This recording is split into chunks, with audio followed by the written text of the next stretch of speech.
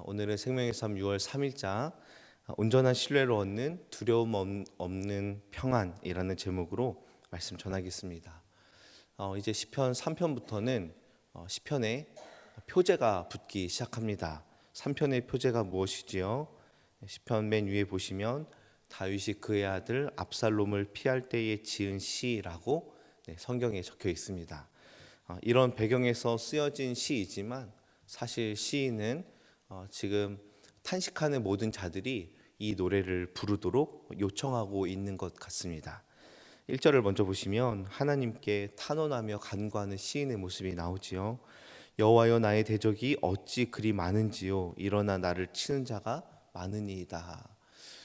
여호와여 나의 대적이 어찌 그리 많은지요 라는 말은 단순히 지금 정보 전달을 하는 게 아니지요. 대적의 수가 많다라는 것을 보여주는 것뿐만 아니라 자신이 얼마나 긴박하고 지금 아찔한 위험에 처해 있는지, 도저히 빠져나갈 구멍이 없고 도저히 소망이 보이지 않음을 시인이 탄식하며 말하고 있습니다. 게다가 이어서 원수들이 뭐라고 말합니까? 너는 하나님의 도움을 받지 못할 거야. 하나님이 널 도와준다고 생각해? 하나님은 너를 도와주지 않아 라고 원수들이 비아냥거리면서 지금 시인을 향하여 대적하고 있습니다. 아주 위태로운 상황이죠. 그런데 시인은 하나님이 누구신지, 나를 도와주시는 분이 누구신지 인식을 정확히 가지고 있습니다. 3절 말씀을 보시면은 저희 성경에 나와 있지 않지만 원문을 보면 3절 앞에 그러나라는 접속사가 포함되어 있습니다. 그러나라는 접속사로 앞에 1, 2절의 상황을 완벽하게 뒤집고 있는 것이 3절의 말씀인데요. 3절 말씀을 보시면 여호와여 주는 나의 방패시요 나의 영광이시요 나의 머리를 드시는 자이니이다. 즉 하나님 대적이 얼마나 많은지 저는 너무나 위태롭습니다. 게다가 원수들은 저에게 말하기를 하나님이 널 도울 거라 생각하느냐? 하늘이 널 도와준다 생각하느냐? 라고 말하고 있는 아찔한 상황입니다. 그러나 여호와여 주는 나의 방패이시고 영광이시고 나의 머리를 드시는 분입니다라고 지금 상황을 반전시키고 있어요. 여러분 하나님은 나에게 어떤 분이십니까? 첫 번째는 방패라는 사실입니다. 하나님은 어떤 환난과 어려움 가운데서도 자신의 백성들을 감싸는 이 방패가 되어서 언제나 우리를 든든히 지켜 보호하시는 분입니다.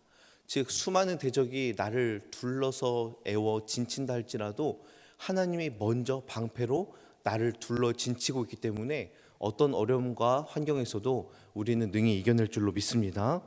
저 여러분의 하나님도 오늘 시인의 하나님과 동일한 분임을 여러분 믿으시고 우리 주님께서 당신의 강력한 능력으로 우리를 사면에서 보호하여 주시기 때문에 우리는 능히 이겨낼 수 있음을 신뢰하시길 바랍니다.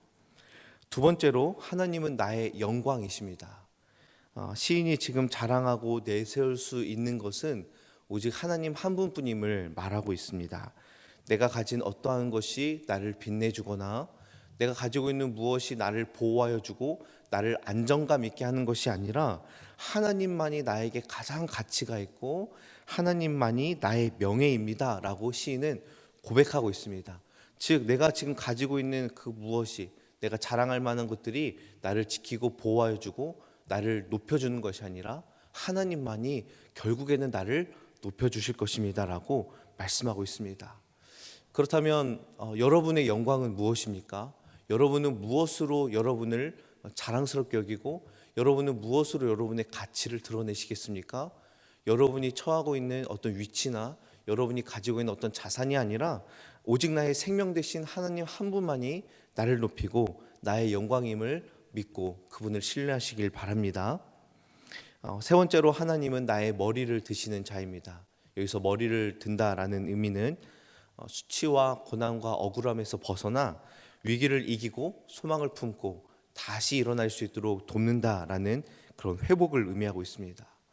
우리 하나님은 우리가 좌절하고 낭망에 빠져서 고개를 떨구고 있을 때 그것을 그냥 지켜만 보시는 분이 아니라 오늘 말씀처럼 당당하게 머리를 들고 다시 승리할 수 있도록 우리를 붙드시고 우리의 어깨를 다시 한번 더 펴게 하시며 우리의 머리를 들어 승리를 바라보게 하시는 분인 줄로 믿습니다.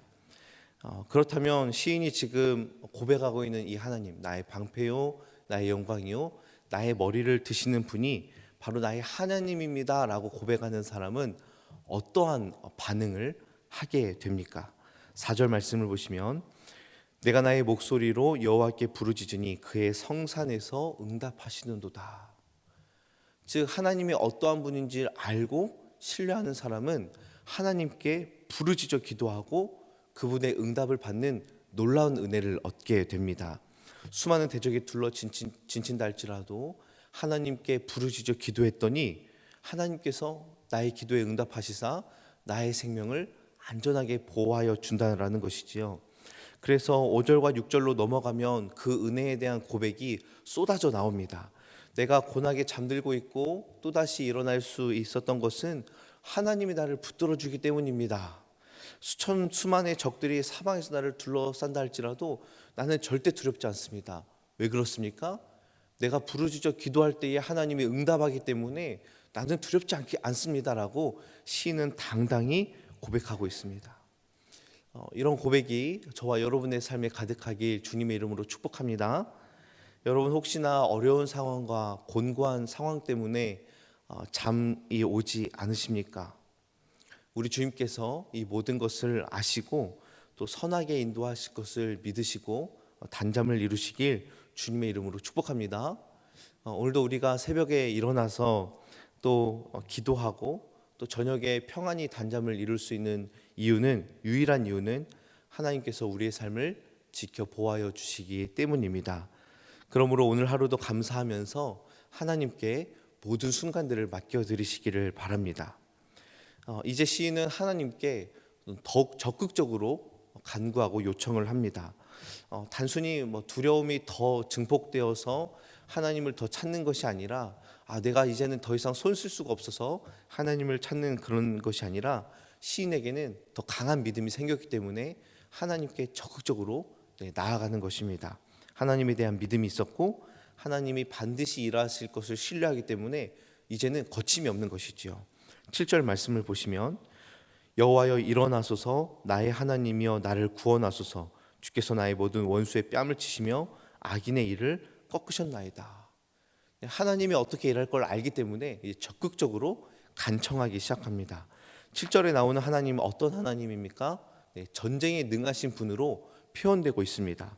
지금까지 시인을 조롱했던 너의 하나님이 너를 돕겠느냐라고 말했던 그런 대적들의 입을 막으시고 강한 팔로 완벽한 승리로 이끄시는 하나님을 지금 보여주고 있습니다. 그것이 가능한 이유는 무엇이냐면 8절 말씀으로 넘어가시면 결국 구원이 하나님께 있기 때문입니다. 여러분 구원은 하나님의 고유한 영역입니다. 우리를 구해 주시고 우리를 안전하게 하시고 우리를 구원으로 이끄시는 그 영역은 다른 사람들의 혹은 다른 환경과 여건의 영역이 아니라 오직 하나님만이 가지고 계시는 유일한 영역인 줄로 믿습니다. 그러므로 우리가 다른 것에 의지할 이유가 없지요. 다른 것을 우리가 붙들 이유가 없습니다. 구원만큼은 나를 보호하시고 나를 구하시는 그 영역은 하나님의 고유한 영역이기 때문에 우리는 그분께만 나아가는 것입니다. 끝이 보이지 않는 골짜기에 우리가 떨어졌다 할지라도 하나님이 허락하시면 그날 당장 구원이 임할 줄로 믿습니다. 사랑하는 성도 여러분, 오늘 말씀을 통하여 주시는 교훈은 두 가지입니다. 첫 번째는 하나님의 선하심과 그분의 신실하심이 있음을 끝까지 믿으시길 바랍니다. 하나님은 당신의 사랑하는 자녀에게 자비와 긍휼을 베푸시는데 이것은 우리의 어떠함과 전혀 상관없이 하나님의 선하심에서 나오는 순수한 하나님의 성품이에요.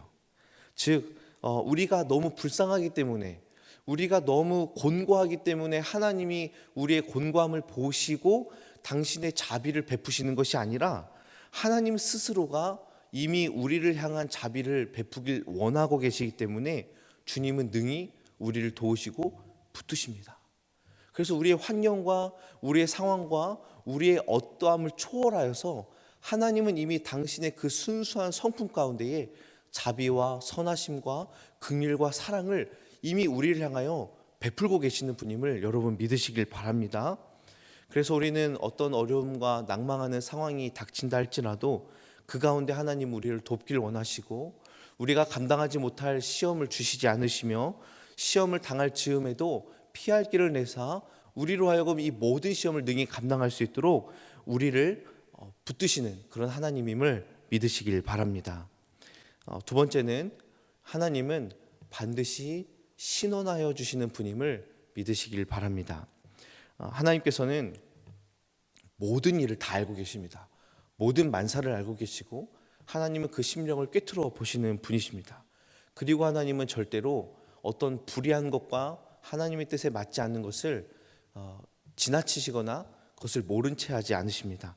하나님은 반드시 공의로 갚으시는 분이신데 하나님께서는 우리보다 더 세밀하게 모든 상황을 기억하시고 그것을 반드시 하나님의 기준에 맞게 역사하시는 분이십니다. 그러므로 대적이 와서 우리를 애워싸고 진치고 우리로 하여금 낭망에 빠지게 하고 우리를 넘어뜨린다 할지라도 혹 우리가 굉장히 억울한 상황에 있거나 우리가 곤고함을 당한다 할지라도 우리가 이것을 굳이 밖으로 널리 알리고 우리의 억울함을 널리 퍼뜨리지 않는다 할지라도 하나님은 반드시 갚아주실 것입니다. 우리 하나님은 공의롭고 자비하시기 때문에 이것들을 그냥 넘어가지 않으시죠. 그래서 로마서에서는 이렇게 말씀을 하고 있습니다. 12장 20절 말씀에 내 원수가 줄이거든 먹이고 목마르거든 마시게 하라. 그리함으로 내가 숯불을 그 머리에 쌓아 놓으리라. 누가 갚으시겠다는 겁니까? 하나님이 갚으시겠다라는 것입니다. 하나님은 반드시 신원하여 주십니다. 그러므로 저와 여러분이 오늘 이 말씀을 깊이 묵상하시고 나를 도와주신 하나님, 나의 방패요, 나의 영광이요, 나의 머리를 드시는 하나님께서 반드시 나를 지키실 뿐만 아니라 내가 억울한 상황에 처해 있고 내가 말 못할 상황에 있더라도 우리 주님 언젠가 반드시 갚아주시니 나는 평안 가운데 거하리라 라는 고백이 있길 소망합니다. 그러므로 오늘 하루도 하나님의 공의와 또 성실하심을 바라보고 주님을 신뢰하며 평안하시길 소망합니다. 또한 하나님께서 여러분의 걸음을 다 아십니다. 주님만이 나의 방패요 산성임을 믿으시고 끝까지 오늘도 주님 안에서 승리하시길 주님의 이름으로 축복합니다. 기도하겠습니다.